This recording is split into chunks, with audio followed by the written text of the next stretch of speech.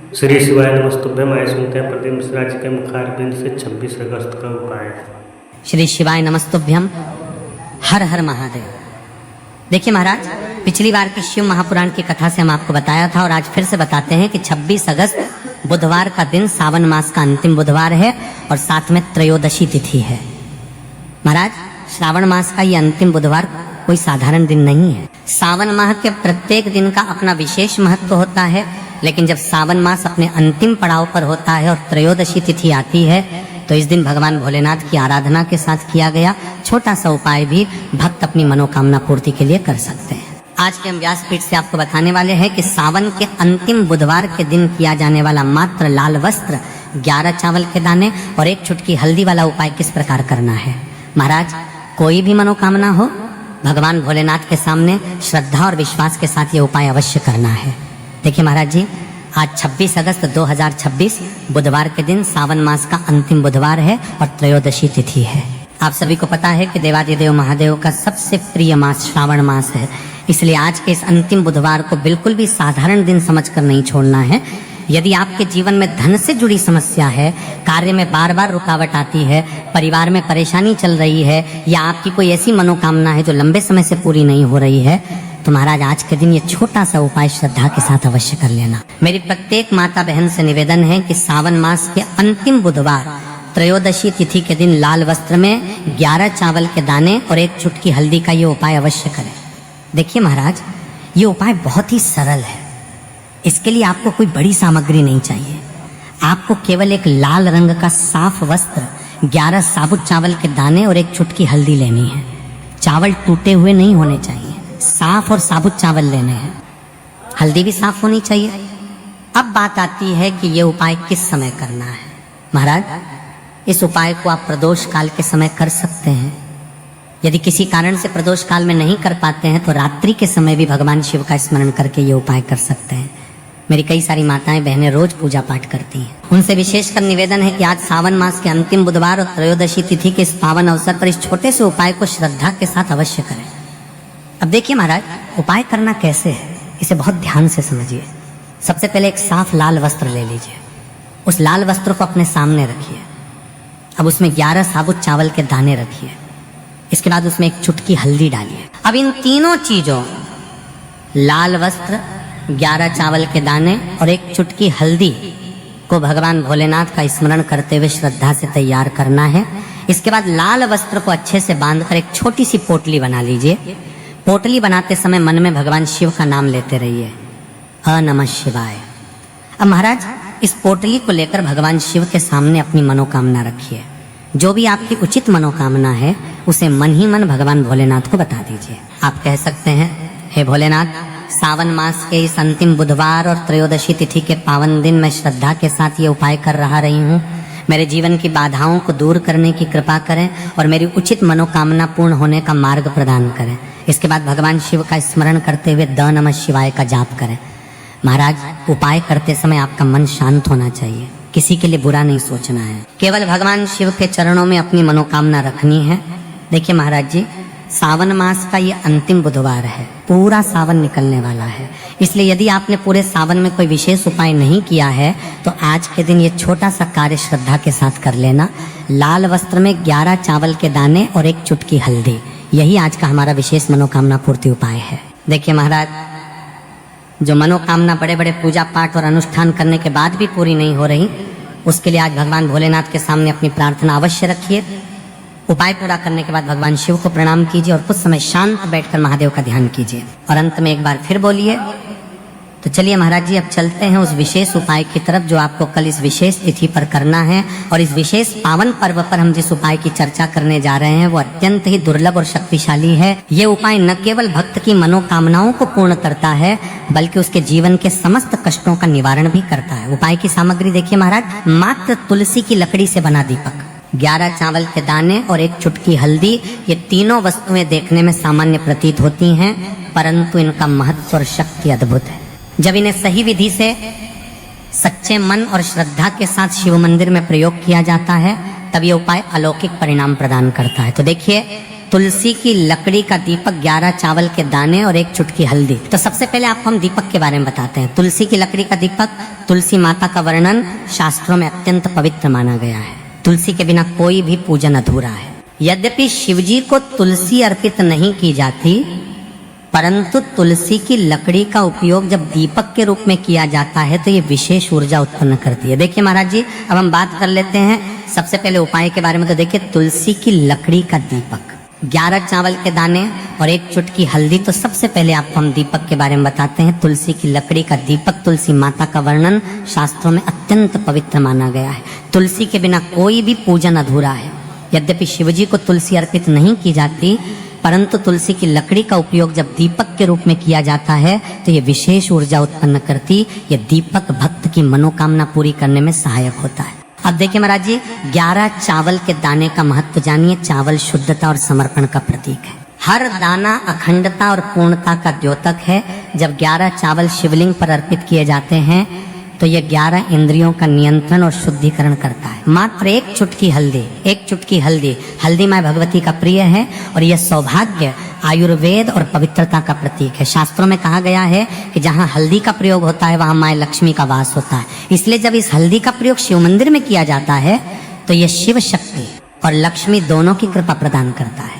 कई सारे लोग प्रश्न करेंगे कि महाराज जी, ना ही शिव जी को तुलसी समर्पित कर सकते हैं और ना ही इस उपाय को किया जाता है। तो देखिए, इस उपाय को आपको शिव मंदिर की चौखट पर करना है। ये जो दीपक हम प्रज्वलित करेंगे ये शिव मंदिर की चौखट पर करेंगे। तुलसी का संबंध आध्यात्मिक शांति, मानसिक स्थिरता और रोग नाश से है। जब तुलसी की लकड़ी का दीपक जलता है तो घर या मंदिर के आसपास की नकारात्मकता तुरंत दूर हो जाती है। तो देखिए महाराज जी, आपको इस तुलसी की लकड़ी के दीपक के बारे में हम आपको सबसे पहले बताते हैं। हालांकि आपके तीनों उपाय को साथ में ही करना है, लेकिन सबसे पहले और प्रथम तुलसी की लकड़ी का दीपक। तो देखिए, तुलसी की लकड़ी प्राप्त करना, यदि घर में तुलसी का पौधा है तो उसकी जड़ के पास की नरम लकड़ी लेनी है।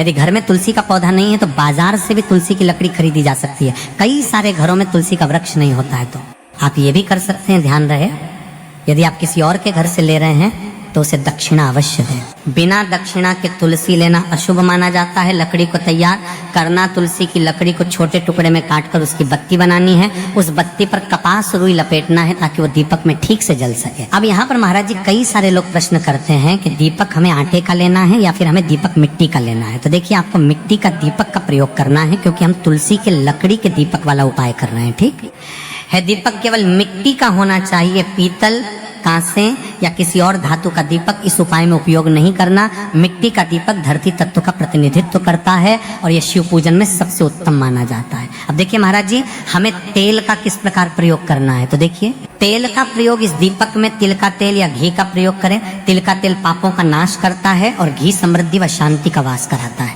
अब कई सारे लोग प्रश्न करते हैं कि महाराज जी, आपने हमें ये तो बताया ही नहीं कि कितने दीपक का उपाय करना है, आखिर दीपक कितने बने हैं। तो देखिए, कितने दीपक जलाने चाहिए। यदि समस्या बहुत बड़ी है, जीवन में गहरा संकट है, तो 5 दीपक जलाने चाहिए। यदि सामान्य कामना है तो 1 दीपक भी पर्याप्त है।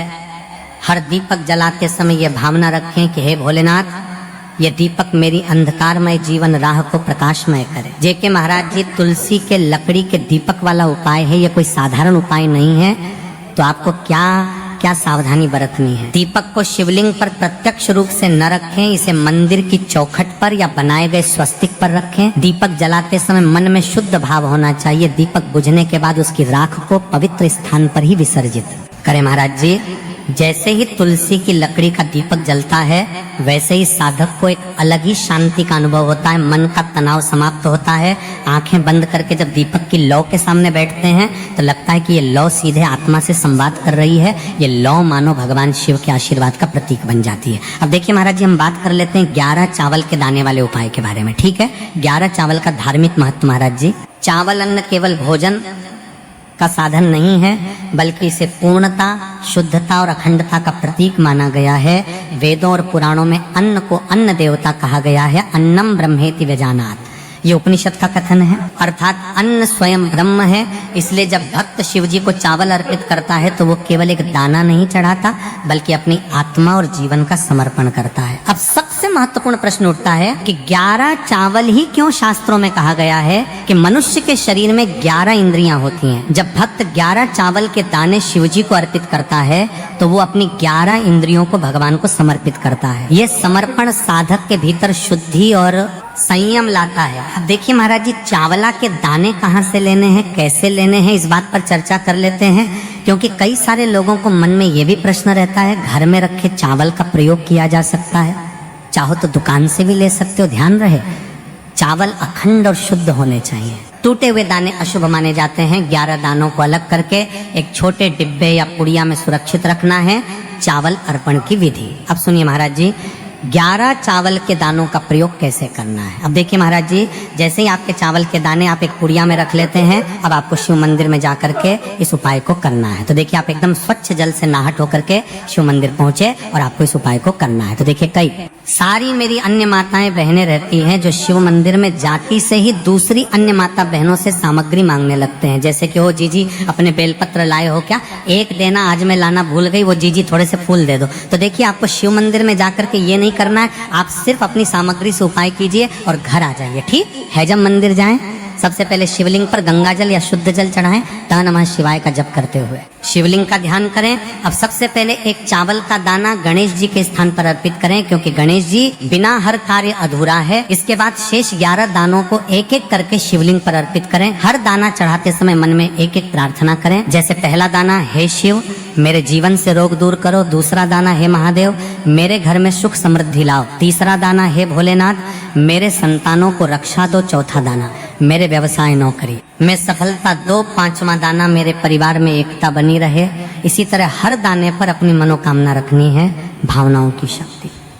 महाराज जी, ये ध्यान रखना बहुत जरूरी है कि चावल अर्पण करते समय मन शुद्ध होना चाहिए। अगर चावल चढ़ाते समय मन में संदेह होगा तो उपाय फल नहीं देगा, लेकिन यदि दानों को अर्पित करते समय हृदय से प्रार्थना होगी तो भगवान शिव तुरंत सुनेंगे। चावल का आध्यात्मिक प्रभाव, चावल का रंग सफेद है, ये शांति और पवित्रता का प्रतीक है। जब सफेद चावल शिवलिंग पर चढ़ाए जाते हैं तो ये साधक के जीवन से अज्ञान और अशांति को मिटाकर ज्ञान और सुख प्रदान करता है। 11 दाने सामूहिक रूप से पूर्णता का भाव लाते हैं। प्रत्येक दाना चढ़ाते समय ये मंत्र बोल सकते हैं, ओम त्र्यंबकम यजामहे सुगंधिम पुष्टिवर्धनम उर्वारुकमिव बंधनान मृत्योर्मुक्षीय मामृतात्, या केवल ओम नमः शिवाय का जाप भी पर्याप्त है। उपाय करते समय अनुभव, जब भक्त एक एक चावल का दाना अर्पित करता है तो वो अनुभव करता है कि उसका हर बोझ, हर कष्ट शिवजी को सौंप रहा है। हर दाना एक प्रतीक है दुख का बोझ हटाने का और सुख का द्वार खोलने का।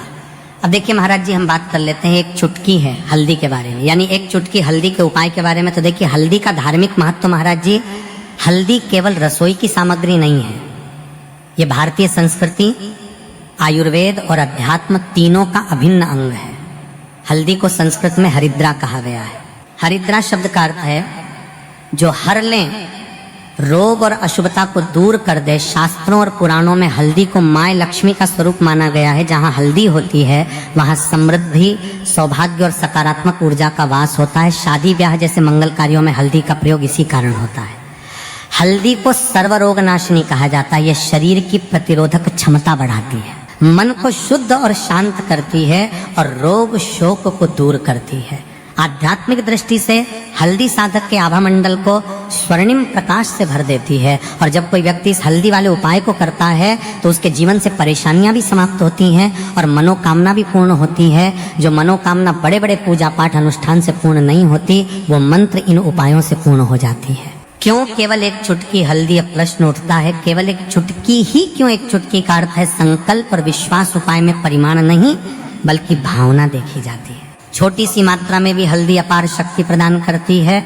यदि उसे श्रद्धा से अर्पित किया जाए, उपाय का श्रेष्ठ समय, शास्त्रों में प्रत्येक उपाय का समय विशेष महत्व रखता है। इस दीपक और हल्दी चावल के उपाय को करने के 2 मुख्य समय बताए गए हैं। देखिए महाराज जी, अब बात कर लेते हैं, इन उपायों को आपको एक साथ में करना है। और हाँ, इन उपायों को आपको किस समय करना है? सुबह के समय करना है या प्रदोष काल के समय करना है, या फिर आप हमसे ही प्रश्न करना चाहते हैं कि महाराज की सबसे उत्तम समय कौन सा है? तो देखिए, सबसे पहले हम बात कर लेते हैं सुबह के समय के बारे में। सूर्योदय से पहले का समय, जिसे ब्रह्म मुहूर्त कहते हैं, सबसे उत्तम माना जाता है। इस समय वातावरण शांत होता है नकारात्मक ऊर्जा न्यूनतम होती है और साधक की एकाग्रता सर्वोच्च रहती है। सुबह शिव मंदिर में जाकर उपाय करने से दिन भर शुभता बनी रहती है। अब देखिए महाराज जी